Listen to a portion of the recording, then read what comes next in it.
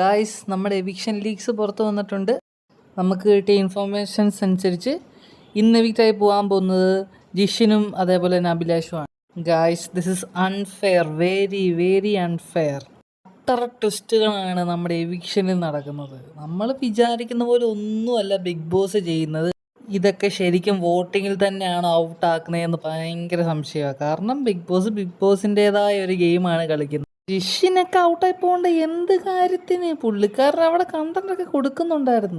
കഴിഞ്ഞ വട്ടം നമ്മുടെ സാബുമാൻ രക്ഷപ്പെട്ട് മറ്റേ ആ ഒരു ടാസ്ക് അതറിയാണ്ട് ഒരു റീൽസ് കാരണം.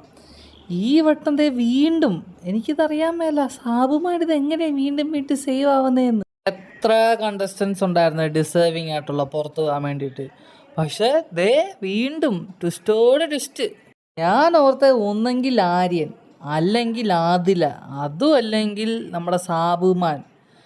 ഇതിപ്പോൾ അൺഎക്സ്പെക്റ്റഡ് ആയിട്ടുള്ള കാര്യങ്ങളൊക്കെയാണ് സംഭവിക്കുന്നത്. നിങ്ങൾ തന്നെ ഒന്ന് ഓർത്തു നോക്കി, എത്ര പേര് പറഞ്ഞിട്ടുണ്ട് നമ്മുടെ ആദില ഇവട്ടം പുറത്തു പോകുന്നത്. കാരണം അമ്മാതിരി നെഗറ്റീവ് ഗെയിമിലായിരുന്നു പുള്ളിക്കാരത്തെ ഇവിടെ കളിച്ചുകൊണ്ടിരുന്നത്. പിന്നെ എങ്ങനെയാണോ രക്ഷപ്പെട്ടത് എനിക്ക് അറിയാൻ പറ്റത്തുണ്ടി നോക്കൂ, എങ്ങനെയോ രക്ഷപ്പെട്ട്. അതേപോലെ തന്നെ നമ്മുടെ ലക്ഷ്മി, ഇവരൊക്കെ കണ്ടന്റ് ഇല്ലാണ്ട് അവിടെ നിൽക്കുവാണ്.